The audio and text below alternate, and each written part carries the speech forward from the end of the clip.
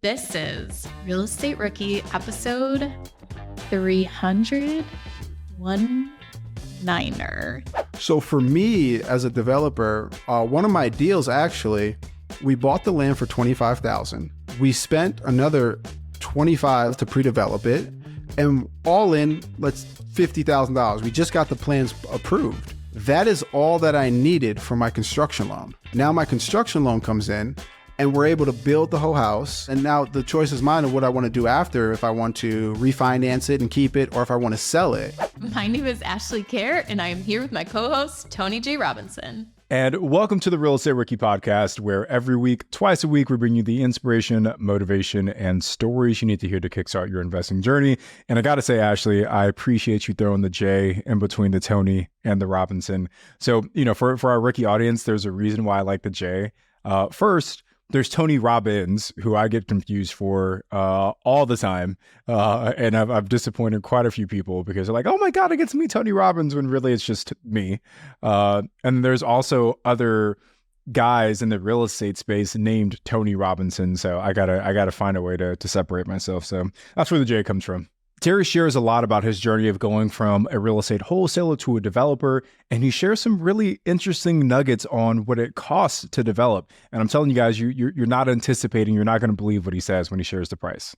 One of my favorite things about this episode is how we go so in depth about what you need before starting new development and who you need. Terry's going to do a great job of kind of outlining those first steps that you need to take. He started out wholesaling, and he's going to explain that pivot, that transition into new development, in case that's something you are thinking about doing. So for all of our rookies that are listening, we promise you're going to get a ton of value from hearing Terry's story for a second time, and we can't wait to share it with you. But before we do, I want to share a review by someone of the username Gina Lou. And Gina left us a 5-star review in Apple Podcasts that says, "Wealth of real estate information. What a great podcast full of excellent real estate investing nuggets.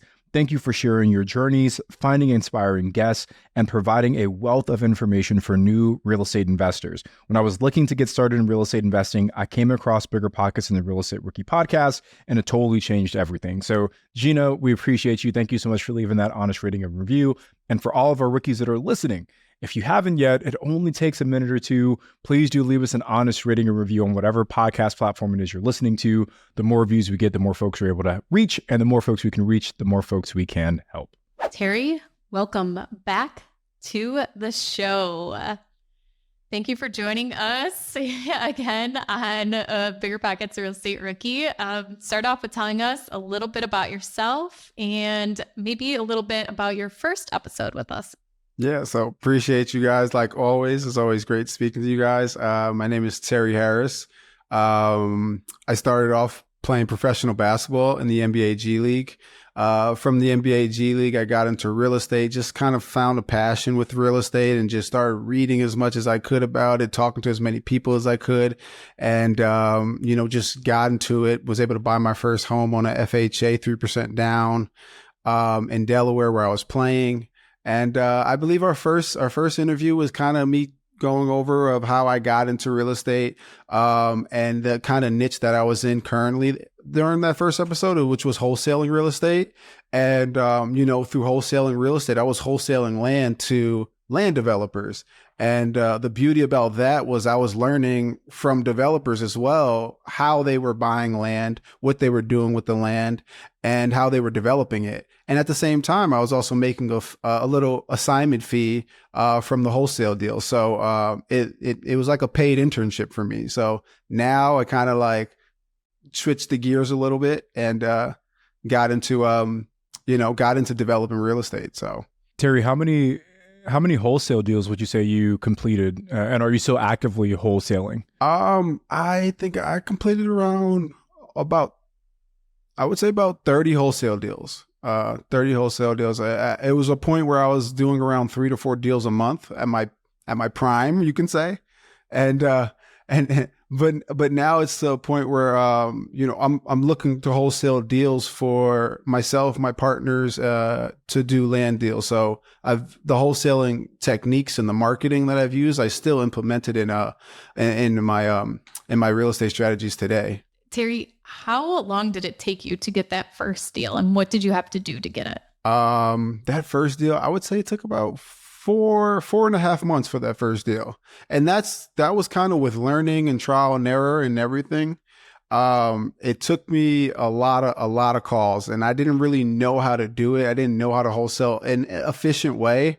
I remember I just got PropStream. I bought a list of about 1,500 names and numbers, and I would sit and, with three highlighters, red if they said no, yellow if they didn't answer, and green if it was a lead. And I would every day call 60 to 100. That was my goal. And, I'd do that and get some appointments going, visit some properties, see if I can get deals under contract. And it took about 4 months to close something. Can you just walk us through the process of pulling a list and what a list is and what PropStream is for, maybe somebody who has no idea what that process looks like? Can you kind of break it down for us into steps real quick? For sure. So PropStream is just a software technique where anybody can go on PropStream. You can see who the property owners are of properties, when they purchased it, if they have a mortgage or a loan on it, what it sold for. It gives you a lot of data on properties. And I use PropStream. So I picked the area that I was actually, at the time I was playing basketball and I was training in. So I picked the area that was that specific area in California. And I bought a list of about 1,500 high equity vacant homeowners. And the reason I sought high equity vacant homeowners is because another wholesaler said this was a good list to target because, one, they would probably be willing to sell at possibly a discount. And if it's vacant, they're probably not making money off of it. So getting a deal like that under contract could be really enticing for an investor. So that was my initial target of what I was going to look for. And I wasn't going to stop till that list was complete, or I got somebody who was willing to sell their property to me. Terry, you said you weren't going to stop until that list was complete. How, just like ballpark, how many people or calls do you think you had to make before you got that first deal? That first deal was probably about 600 to 700 calls. 600, 700 calls. Yeah. And I was doing that. I was doing a little bit of driving for dollars. So that's like, I would put your guys' podcast on, and I would just drive around the local neighborhoods. And if I see a vacant house, I just put it on the list. But about 600 to 700 calls. Terry, I mean, kudos to you, brother, because I think so many people listen to this podcast and, naturally they hear the success stories of investors, and sometimes they can gloss over the hard work that goes into being on this podcast, right? And a lot of people would have given up after 100 calls or 200 calls or 300 calls or 400 calls or 599 calls, but you pushed through, man. So I think there's an important lesson to take away from that for our rookie audience. One thing I want to ask, because you mentioned this a little bit earlier, but you said that you basically had like an internship in land development by wholesaling first. So I'm curious, why exactly would these developers be willing to kind of take you under their wing and give you free education? And what were some of those things that you learned by being kind of close and personal with them as they were doing that? So it's quite simple. I was providing them value. I was able to give them deals, off-market deals that were below market value. So at the time, I was like, I really want to develop. I really want to build something and create a cool looking home, and I want to develop. So my thing was like, let me wholesale land. Let me wholesale something that I want to get into. And that's what I recommend, honestly, to anyone to go and wholesale something that they're looking to get into. So land deals were my way of getting into real estate. And as I started wholesaling land to developers, they were like, keep them coming. And it was just like a relationship. And they were like, hey, we need something in this area. And then at the same time, I was like, so how's that property that I just developed, that I just wholesaled to you, 5 months ago? And they would say, oh, it's good. We just took a loan for $400,000. We're going to build this property for $400,000, and we're going to look to sell it for $800K plus. And I'm over here thinking, wow, I made $8,000 off an assignment fee, but you're going to develop this and make over a $300K profit. I was like, this might be a better game that I can get into. So, and that kind of like enticed me, obviously the money that was something enticing, but then again, it's like, it was just so cool to see something like see a developer's plans hit the paper, come to life, and then for them to, do whatever they want to, keep it, sell it, or make it Airbnb. So I was just like, man, that's what I want to do. Terry, a hard part of being a wholesaler is first finding deals, but the second part is finding buyers. So how did you create that buyers list of developers? I mean, it's such a specific niche that you're looking for. It's not like you're selling a single family home that could be a rental, or it could be a house that you're flipping. So how did you find these developers to actually sell these lots to? I speak to a lot of people, and they're like, "Oh, but finding the buyers is hard, isn't it?" I said, it was actually it's the easiest part. It's the easiest part, and it's just like the same way where I go and find the sellers or the property owners is the same way I found the buyers. So I would go on PropStream and pull a list of everyone who's bought vacant land in the same area of where I was looking to wholesale. And probably in the last 2-3 years, because if you bought vacant land in the last 2-3 years, you're probably buying it to develop or maybe to hold on to it to see if it appreciates over time. So so I pulled the list of all the people who bought land in the last 2-3 years, and I would blast out a text to them of all my deals. And, of course, some people wouldn't answer. And the people who did answer, I would make sure I get on the call with them, see how they're interested and see what are you looking for if you're not interested in this land. And that just starts to build up slowly over time. You start building your own buyers list, and you start to know now specifically what they're looking for. And now, you're not just building a buyer's list now, but you're also building a developer's eye for deals. Because now, these 3 of the best developers in this area want properties that are this size, this big, and this much utilities. And they want this because of this. So I started to get that developer's eye as well. So it also, like, you build a buyer's list, and then you're also learning how to be a developer. So it's like 2 full things that you can get. So Terry, I want to comment on that before I lose this thought. You talked earlier about why the developers were willing to kind of give you all of this free information, and it was because you provided value to them. And Ash and I have talked about this a lot on the podcast, where we oftentimes get messages from people in the rookie audience who want to pick our brain or offer to take us out to lunch or dinner, and unfortunately we are busy running businesses right now, so we don't have a ton of free time. But if someone came to us and said, "Hey Tony, I know you invest in these 3 markets, and I've got a deal that's 50% a discount on retail value, and I want to give it to you," that is a great way to build a relationship with someone. And I think you found that as a good path forward. And just like as a quick side story, someone actually reached out to me recently asking to partner with me on a deal. And they're like, "Hey, Tony, I'll do whatever, you need me to, this, that, and the other."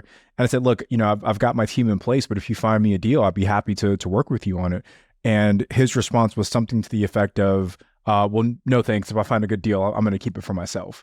And, I thought it was such a weird response, because they had reached out to me asking to work with me. And I gave them a very clear, like, "Hey, if you can do this thing, I'd be happy to work with you." But their thought process was almost short-sighted, in the sense they were focused on, like, "Hey, if I get a good deal, I'm going to keep it for myself," not where can this relationship lead me long term.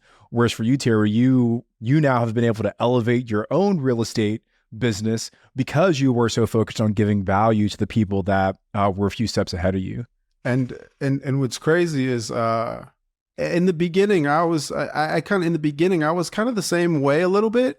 Like even when you say that, I kind of like, when you're starting to get going, you kind of want to establish yourself. And I kind of was like, I want to get my own properties. I want to be 100% owner.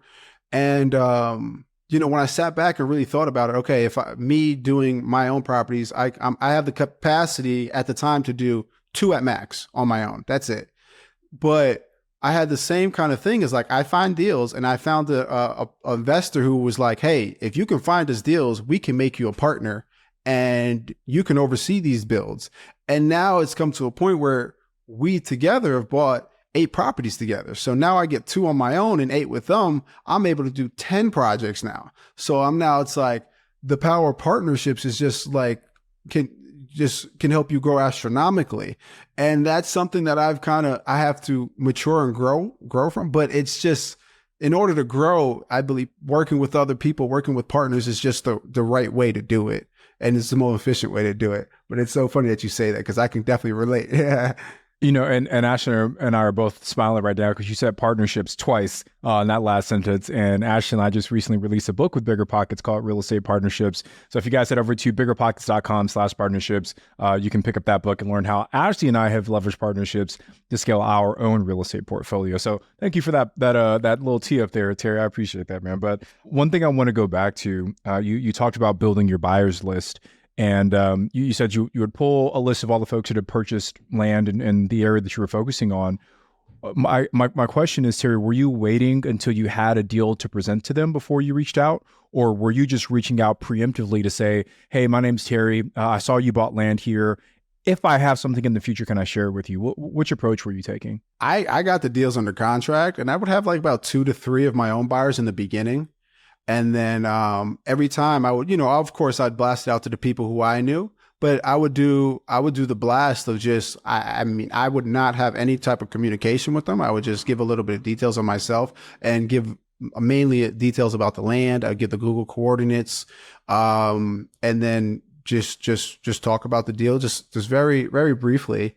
And the thing is that I would message thousands of buyers, and I always knew 2 to 3 would be interested, and about probably like 40 people would answer, not what I'm looking for, maybe. And then I would go and get that conversation going. So I would always get the deal under contract first. But now I kind of, in today's market where buyers are about a little more slim, I would today in today's market try to find the buyers, to find the active investors in the areas, and kind of know what they're looking for, and then go after that area. Tara, I want to ask, so at what point did you kind of feel the confidence to make the switch from wholesaling the land to actually developing it? Like what was that moment or that milestone where you said, okay, today's the day that I'm ready to take that next step? I would say when I submitted my plans for my third project, I believe I had one that broke ground, another one that was about to be broken ground on, and then it was like the amount of time that I really wanted to pay really close attention to detail. And I knew I wanted to be a developer. I wanted to be a full-time developer. And I started building partnerships, and I knew a lot of people wanted to build. So I was like, you know what, let me lock in on this. I want to spend time, instead of spending a lot of time on wholesaling, I want to spend more time, learning how to read plans efficiently, learning how to maneuver through planning departments the correct way, read more about developing, connect with more developers. So I really just was like, I want this to be my full-time thing. I don't want to be known as a wholesaler. I want to be a developer.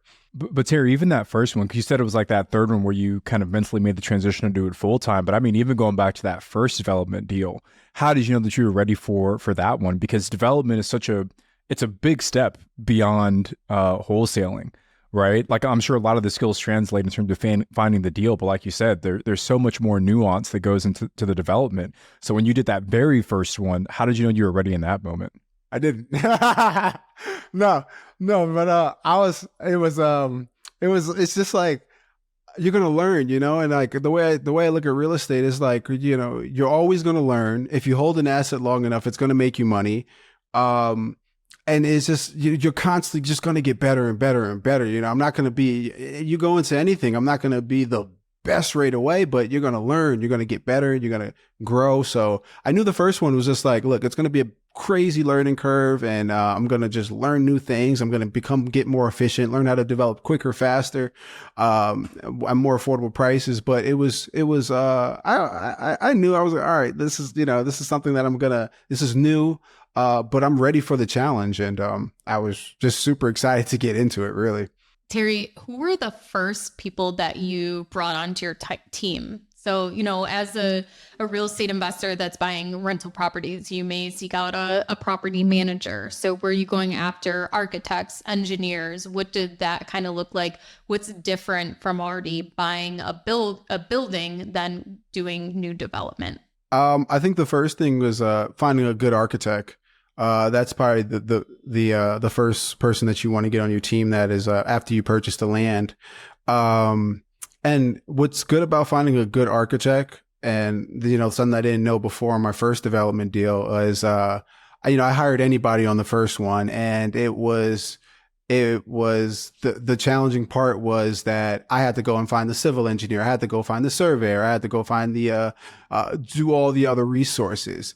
But now, once I found, now on my third one, I'm using a local architect now, somebody who's been developing the area for 20 plus years, has good images of and knows how to develop in the desert.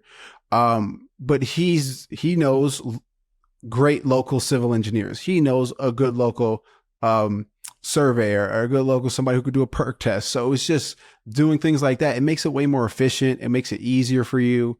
He lives right near the planning department, so he drops the plans off instead of me dropping the plans off.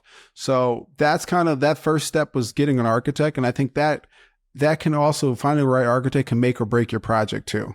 So that is very huge. I just want to add something, Terry, because you're kind of alluding to this, but there's an incredible amount of value in hiring professionals that are local to the market that you're investing in.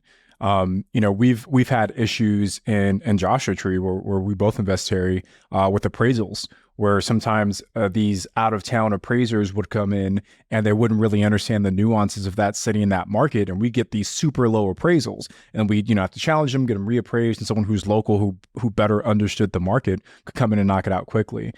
Same with like general contracting crews, like they don't understand the nuances of building in Josh Tree, so they run into delays that GCs that are born and bred in the desert, they already know how to kind of navigate those things. So I think for most people, when they're trying to build out that team, if you can go local to someone that understands those nuances, there's a tremendous amount of value there. Terry, you had mentioned that you found the architect after you purchased the land. So let's go back a little bit. If you're doing the land purchase first, tell us about what made the land a good value. Like, what were you looking at as to like, these are the things I need in this parcel to be able to develop on, and even the location of it? Every market is a little bit different. So I'm developing two markets right now, in Joshua Tree and Los Angeles. So one of the things that's common in every market that you have to look for, though, is your zoning code. So if you're buying in Joshua Tree most of the time, or developing in Joshua Tree, you're probably trying to develop a luxury single family home to make it an Airbnb. So what we want to make sure is, okay, are Airbnbs allowed in this area? Or single family homes allowed to be developed in this area? In Los Angeles, we're developing multifamily, so we want to make sure, can we develop this X amount of units? Can we develop to this height? Can we develop to this square footage? Just simple zoning codes. So you want to make sure. I know some people, they buy some stuff on some lot, they think they can build 3 different homes and make them Airbnbs, but the zoning code will tell you differently. The zoning code will say, no, only one house can actually be on this lot. That's it. So I think knowing your zoning code is the number one thing you want to do while you're in escrow, or even before you even make an offer for the land. The next thing you want to do is also know utilities. Know, okay, I'm buying this land here. Does this land have water? Does this land have power? Does this land have sewer? Or do I need to put a septic, or do I need to do a perk test and get a septic tank here? Knowing this prior, so you don't have any of these big hiccups coming into the process. And then Joshua Tree specifically also is like, you have to be 40 feet away from a Joshua Tree. So you also want to we can look at the satellite image and kind of tell how many trees are on a lot. So that affects us if we want to build, or how big we want to build. So there's a lot of little things that you have to look at, but you can do a lot of your due diligence while you're in escrow before you purchase the land. Terry, where are you finding this information? Where can you suggest somebody's just starting out, they want to look at the code and find out this information? What are some resources they can go to? Oh, for sure. Well, first, I think whoever is looking to develop, kind of know what you want to develop first. So if it's that single family home, that that's what you want to develop. And let's just say it's like somewhere in Florida, Boca Raton, Florida. You can look up easily Boca Raton city zoning, And the city, it's all public information. The city zoning code should be right there.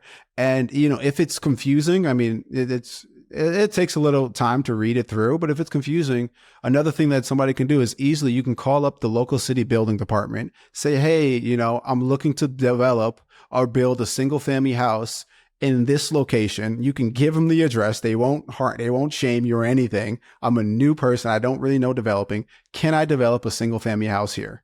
And they'll tell you straight up, yeah, you can build something here, or no, you can't. And even I do this till this day. I just bought actually something in Los Angeles. I made an appointment with the Los Angeles building department. I came in with the paperwork. Hey, this is the land I'm looking to buy.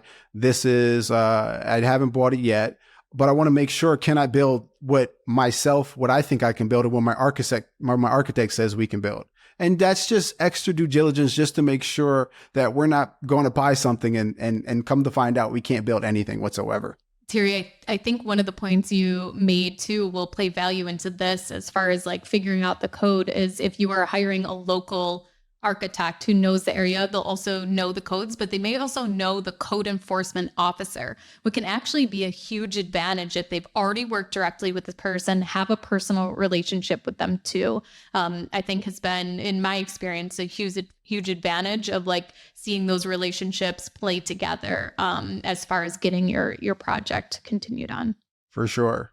And to piggyback on what you just said, when I first went to a local architect, one of the things that what I had issues with my first architect was, all the time you get corrections from the city.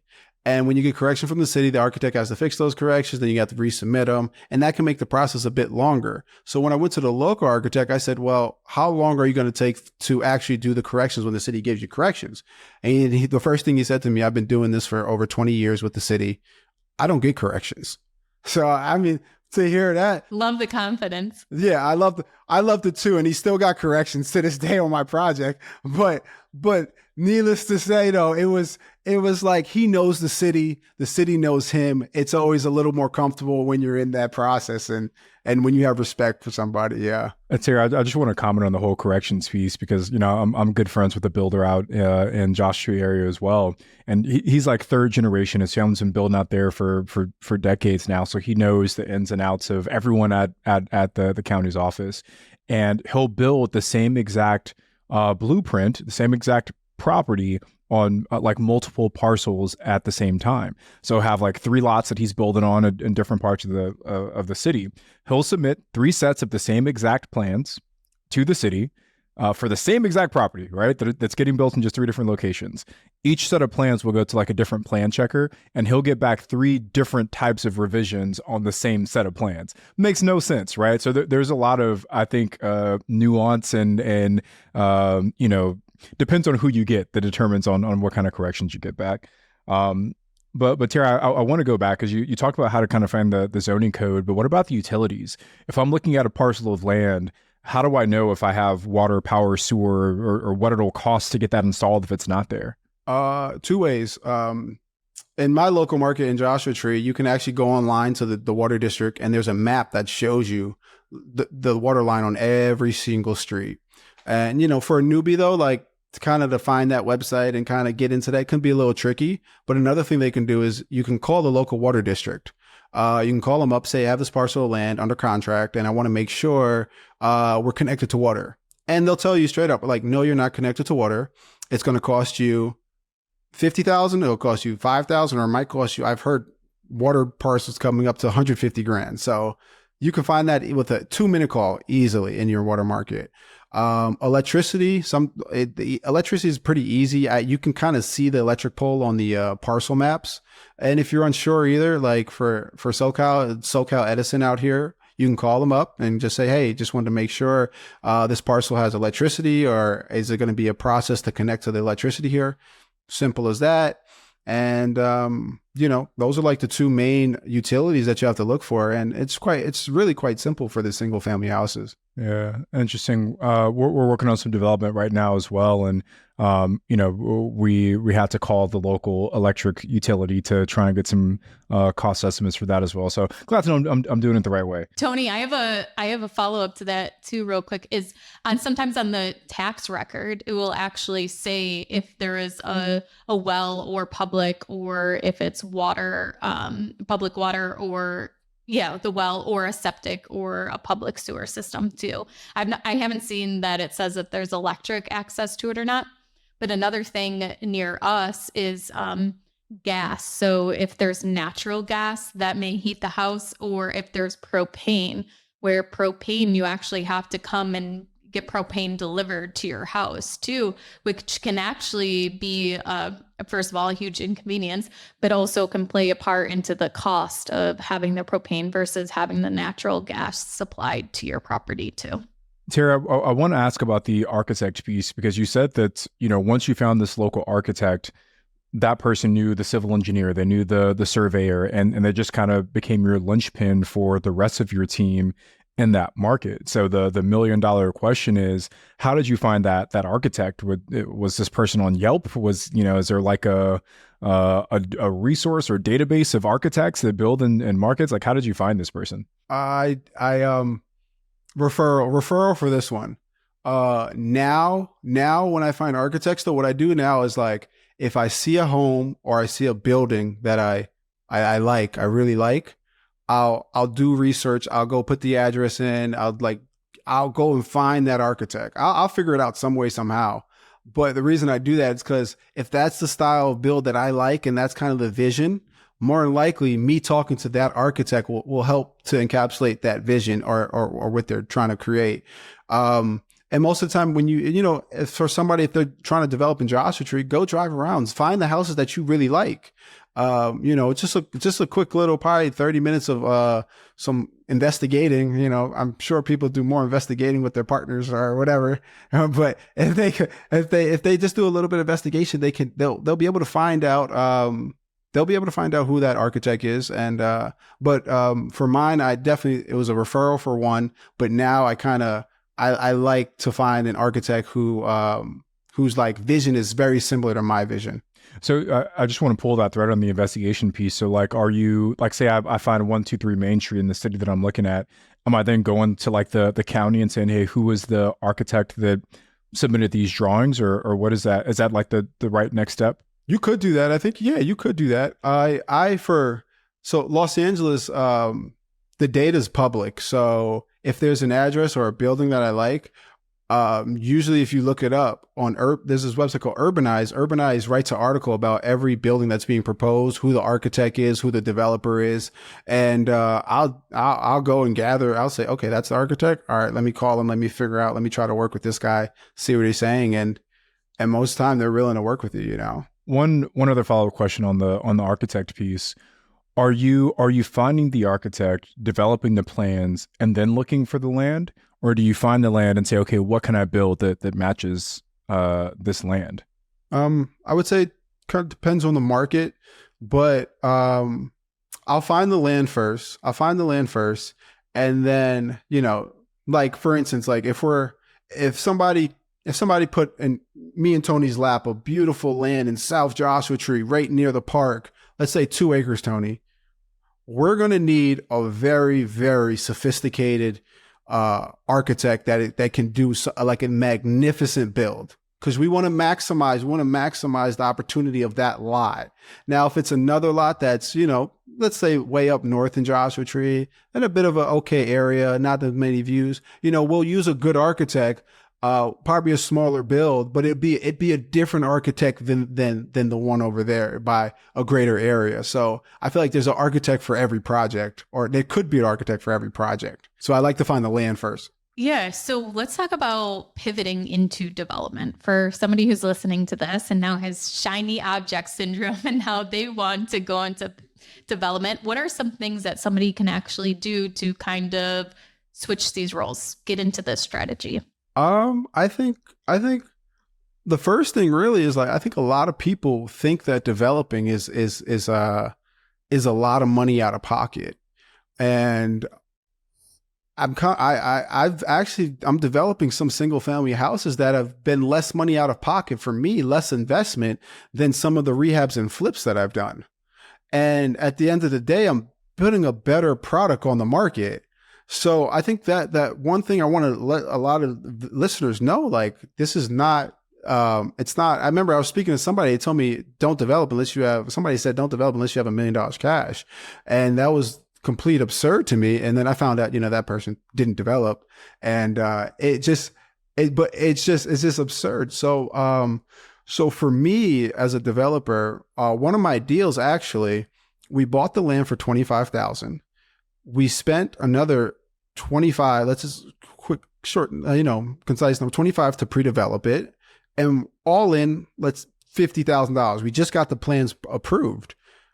That is all that I needed for my construction loan. Now my construction loan comes in and we're able to build the whole house. And now I get to build the whole house. And now the choice is mine of what I want to do after, if I want to refinance it and keep it, or if I want to sell it. This does it happen all the time like this? Maybe, but it can. But my initial investment was about close to $50,000 just for one development deal. Terry, can we talk about the debt that you're using? You said construction loan. What is that? What are the terms? Like, how are you only able to, allow the land costs and your pre-development costs to be all you have to put in? Like, walk us through the terms of that debt. So I work with a couple construction lenders, but I found a new construction lender that works at 60% loan to value. So what they're going to do is, once you get your plans approved, then they can come in.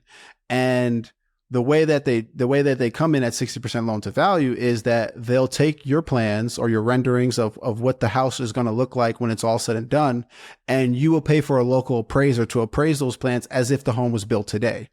So when they do that, so one of my homes, for example, got appraised for $1 million.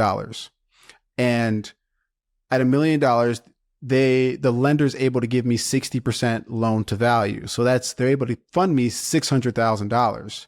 The contractor bidded the home to be built for $500K. So now what I'm allowed to do what I'm also allowed is I'm allowed to put the fees of the loan in the loan as well.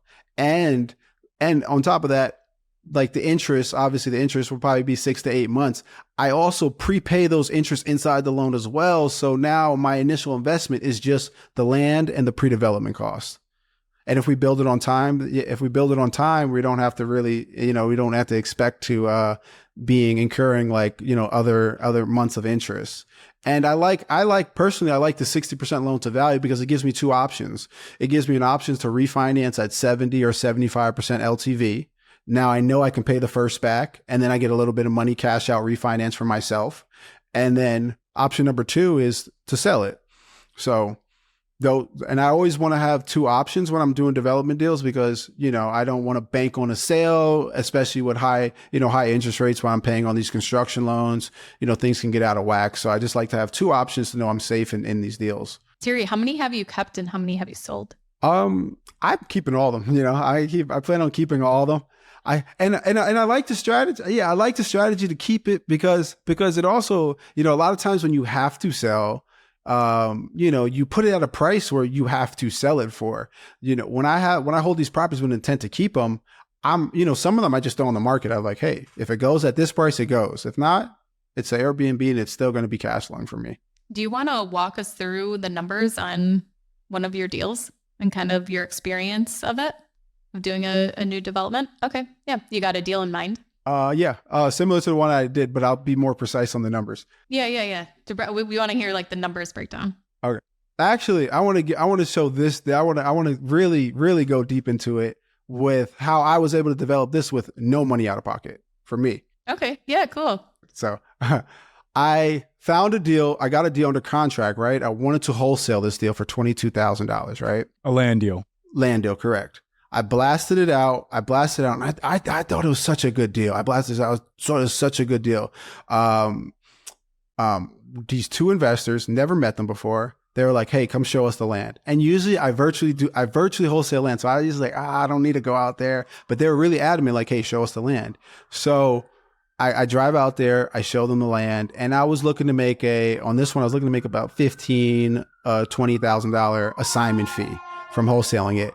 So they come out, they check out the land, and they're like, what do you think you can do with this land? I'm like, this is a really good lot. I think you can get a nice single family home here. You can put it on Airbnb. If it's a 3-bedroom with a pool, you can do upwards of high 100,000s a year. And they're like, what? Did you could do all that? I said, yeah, for sure.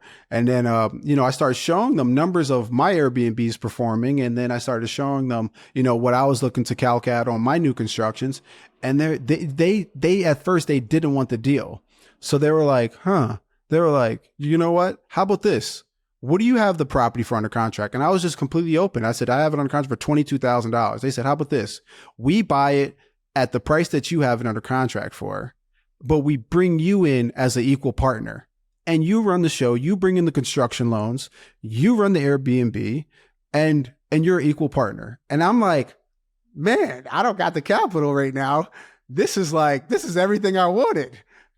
There's a no-brainer for me. No brainer for me. And it kind of, although like I haven't really met these guys for a long time, the partnership just worked out so like perfect. And I was, so grateful for it. So we buy the land for $22,000. We spend about $25,000 for plans, permits, plans and permits and all the pre-development fees. And we're all in about, 47. So you can say, let's just say 50 for these numbers. And we bring in the construction lender. The construction lender comes in and our property appraises for $1.05 million. So $1,050,000. And they give us the construction loan for $660,000. So we had so much extra cushion in there. We packaged 6 months of construction loan interest in there. So really, that's all we've invested so far in the project. Can we go a little bit? Can we splurge and probably do a little extra stuff here and there? Maybe, and come out and be a little bit more money out of pocket. Yeah, we could. But, that's just the powership of understanding how to use debt and understanding how to work with partners and to bring value to other people. So, these were older gentlemen. So, a lot of the older generation, they don't really understand the Airbnb game, and they don't understand short-term rentals. So it's like a lot of us, like the newbies, rookies in this game, this is what we understand. And this is real value that we can bring to other people. And, for me, it's a deal that I'm $0 out of pocket for. So it's like, it's a win-win in my opinion. Yeah, and that's it. That's a super great point at the end that they put on the older generation as to, they didn't have bigger pockets when they were just starting out. They started building they were just doing real estate investing, and now that there's bigger pockets and you can reach out to people and, find out all these different things that are going on, especially if they're not on social media either, then, it's a lot harder to learn about all these different things that you can actually do with real estate investing. So yeah, I think that is a huge advantage of knowing of all these new creative strategies that come out, even like, midterm rentals, 30-day stays for traveling nurses, like how that has exploded in the last couple of years too. And that's something, someone may not have even have heard of or thought of that you could do. Or there's somebody that has been doing that forever and they just, they don't know that you can put it on Airbnb. They've always just, rented it to somebody else and all these things. But yeah, I think that's definitely an advantage. And Tony and I have been talking about that a lot as to how not just the capital that you're bringing to the table is the biggest benefit. There are so many other things you can bring as a rookie investor, and knowledge is one of those for sure. And the only other thing I'll add to that is that I think that it just goes to show that, reinforce our point earlier about when you can provide value to people, they're more willing to give you value in return. You brought these guys not only an amazing deal, but you brought them a skill set that they didn't have. And that's a big part of any successful partnership, is that there has to be puzzle pieces that fit, right? The second thing, Terry, was that, you kind of had the courage, I guess, to partner with people that you didn't know all that well, right? And I think sometimes people have this hesitation around like, okay, I just met this person. Is this the right person to work with? Honestly, typically Ashley would probably say like maybe date them a little bit first, but if you get a good vibe from them and it all works out, like it just goes to show what happens when you kind of take that leap of faith. So just kudos to you, man, for what turned out to be a really, really awesome deal. I guess last question on that piece, do you plan to continue working with them? Yeah, it's actually a great partnership. They like it's just like, look, we're retiring, we're trying to lay by the beach, you handle it, and like they come in obviously, and they put their input in here and there, but it's one of those good partnerships where like they see value in what I bring to the table from bringing in the construction financing to bringing in the Airbnb knowledge, all the data analytics that I put together for them. So they see a lot of value, a lot of upside to it, and I definitely see myself work with them. Yeah, what a huge advantage, especially if somebody who's looking to retire. They don't want to go and take the time to learn and do research on everything you need to know to do this when you can just partner with someone. And I think a lot of people that have already become successful in one thing, that's their next step, is they go and partner with other people in other things that are successful at what they're doing.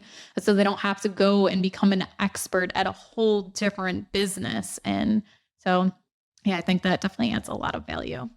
So one last point I want to touch on here is, what environment did you need to succeed? And do you think there were transferable skills that you gained from wholesaling? Mm-hmm. I think the environment in developing, there's always obstacles. There's always, little hiccups here and there. It's just part of the game, and it's really part of it. And just like wholesaling, there will be obstacles, things, but you're constantly problem solving. You're really constantly problem solving. And I think I made sure I made sure I kept the circle of developers, and if they needed value about the market or anything, I was always super adamant. I was going to give it to them. Just be on the phone talking to them. But at the same time, I knew that like, hey, like, this is my first one. Like, I need a little help here. Like, do you mind checking it out for me or going by? And I made some really good friends from it. And I remember one of my buddies, he's a GC. He would just come by and check on the project because he had some projects nearby. And like some days I'd be like, oh my gosh, these guys are doing this wrong. The inspector's not passing this. What's the deal? And he's like, brother, relax. It's just developing. It's supposed to be fun. And I'm like, sometimes sometimes it's just in life in general about anything that we're doing. It's like, yeah, you're right. Just have some fun. Like, we're developing, like it's fun, So I think being able to just do that is probably one of the most important skill sets that you can have. And I would say develop, or just anything, just to enjoy it. So that's the skill set I'm working on the most to this day. It's like, once you get past that learning curve, you can really just say, oh, all right, cool. Now this is fun, So that's kind of what I'm kind of veering to, but. Just one comment on that piece. I think it's a super important point because it is easy to get overwhelmed. But I was reading some book recently. I can't remember which book it was, but it was talking about how, the version of you 10 years ago would probably be excited to deal with the stress that you're dealing with today. Because it's like, think about the ways you had to grow and evolve as a person to even be in a position to deal with that kind of stress. And when you can kind of frame it that way, where, hey, the things that are kind of on my plate today are a result of the progress and growth that I've had as a person, as an entrepreneur, as a real estate investor, it kind of reframes the situation. So yeah, man, just a thought that came to mind. Terry, dude, so much good conversation, bro. I'm so glad that we were able to get you back on the show. Before we let you go, we got a couple more segments here. All right, so Terry, our question today comes from Voltaire Gonset, and Voltaire says, can you 1031 exchange into new construction homes? So have you ever had any experience doing a 1031 exchange? And if so, do you know if you're able to do that with new construction? I keep most of my properties, to be honest, so I haven't had that experience yet. But I do hear that with 1031s, Tony, you would know probably better, but you have to kind of 1030 word up into a property that's worth more. Correct? Yeah, to an extent, right? So I've done one 1031. Ash, have you done any 1031s yet also? Not for myself, but for another investor, I did. Yeah, so there's some limitations on what you can do. It has to be like a like kind exchange. So I couldn't like sell my single family home and go buy like a car wash. So it has to be, a single family home for another type of real estate. And I'm not a 1031 exchange expert either. But you can't necessarily go like there are limitations on like the value of what you're selling versus what you're actually acquiring.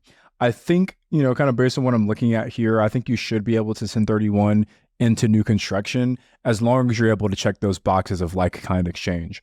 So the biggest thing, Voltaire, is that if you are thinking about doing a 1031, you need to use like a qualified intermediary. So you can't just go out there and sell your property and then, tell the IRS, hey, I didn't touch it. It's just sitting in my savings account. You have to hire a qualified intermediary to hold those funds for you. And there's a bunch of paperwork they fill out to make sure that you execute it the right way. So if you're thinking about doing a 1031, Voltaire, my first piece of advice would be go find a 1031 exchange intermediary who can help you facilitate that process. Yeah, one 1031 exchange I did with another investor I helped him with is he sold I think it was a 20 unit apartment complex, and he ended up buying 2 commercial buildings and a vacant piece of land. And then he actually ended up keeping, I think, like $50,000 in cash that he ended up paying tax on that. So he didn't even 1031 exchange the whole amount.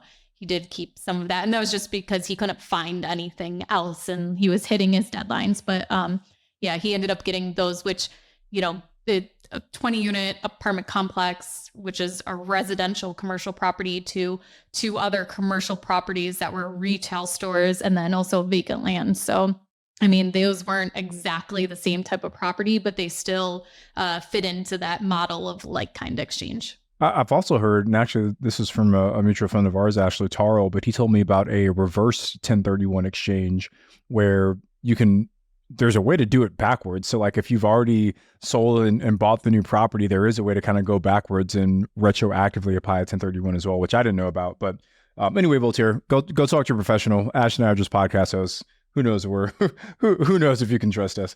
Anyway, moving on to the next piece, it's the rookie exam. So the 3 questions we ask every single guest. Terry, are you ready for question number 1? Yes, ready. All right. Now that you're a developer, what's one tool, software, app, or system that you use in your business? As a developer, I still use PropStream a lot. I still use PropStream. I like to look at the satellite images of all the properties. I like to know the comps. I want to know what new developments are selling for. I'm always constantly looking at what new developments are trading at or what's going on. So definitely still PropStream. No PropStream. What is one actionable thing rookies should do after listening to this episode? I would connect with developers. I would connect with developers in your local market that you're looking to develop in, and I would just talk to them and say, hey, whether it be starting to wholesale or hey, is there any way that I can find you some land or anything? I have a marketing vehicle that gets me great off market listings and deals. So you guys are looking for anything, and then reel them in a little bit, and then say, what are you working on now? kind of see what they're doing. And so now you're able to like kind of get, start building that developer's eye yourself. So that's what I would definitely say. Just start connecting with them. All right. And question number 3, Terry, where do you plan on being 5 years from now? 5 years from now, I want to be building skyscrapers in New York City. Yeah, I love that. That's a good one, man. Yeah. 5 years. I need my first skyscraper in the city. Yeah. Harris Tower. Yeah, that's a good name. We'll go back to this podcast in 5 years and see that. Well, it's not quite 5 years ago, but a couple years ago, you can go back and listen to Terry's episode on biggerpockets.com/rookie153. And I don't think we had this segment then, but be interesting to know how, if we did, what you'd be on track for that 5 years. So we'll definitely have to have you back in 5 years to talk about that skyscraper development. So Terry, where can everyone reach out to you and find out some more information? I think the most responsive on Instagram. Instagram is Terry Harris 15. I kind of did a little pause on Instagram because I was learning a lot of developing and kind of, in the ground, but I'm going to get back on YouTube and putting more content out there as well. So YouTube page is TCash, TCASH. And, those are the two. I wear on the YouTube page. I teach a lot about wholesaling, really go in depth of every software and everything I use in wholesaling. So if anyone wants to get into wholesaling, I think that's a good little check that out. And then Instagram, if you want to reach out and just ask questions on, developing in general, I'm there for that.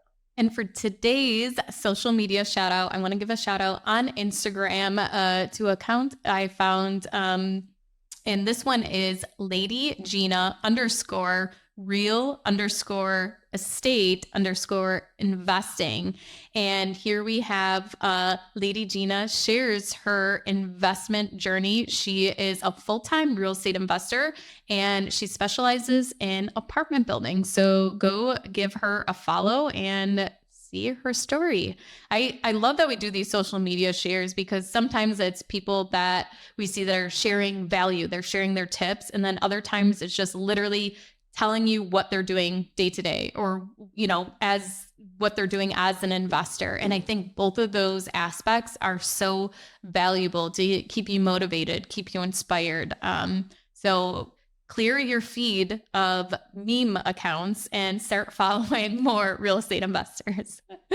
I'll tell you a funny story real quick. When so our partnership book came out, Real Estate Partnerships, and my mom was telling her friends about it. My mom was telling her friends about it, and she texts me and she's like, "Oh my God, so-and-so is freaking out that you co-authored a book with Tony, blah, blah, blah." And I knew right away. I knew because I was like, there's no way my mom knows. My mom's friend knows who Tony is. There's no way. And so I was just like, "Oh yeah, how?" And she's like, "Oh, she's read his books, listens to his podcasts, all this stuff." I'm like, "Does she mean Tony Robbins?" And she's like, No. I'm sure I said Tony Robinson." And I was like, "Okay, well, Tony's podcast is my podcast." So she listens to my podcast and she's like, "Oh yeah, it was Tony Robbins," she thought. But her friend was ecstatic. "Oh my God, Ashley's associated with Tony Robbins. That's amazing." Add another name to the disappointment. Yeah, maybe it will sell more books because people will keep making that confusion. Maybe we should have left the J off the book title. A slight blur off the ending there. That's funny. Yeah. I should lean into that more often. That's true. Well, thank you so much for joining us on the Real Estate Rookie Podcast. I'm Ashley at Wealth from Rentals, and he's Tony J. Robinson at Tony J. Robinson on Instagram. And we will be back on Saturday with a rookie reply.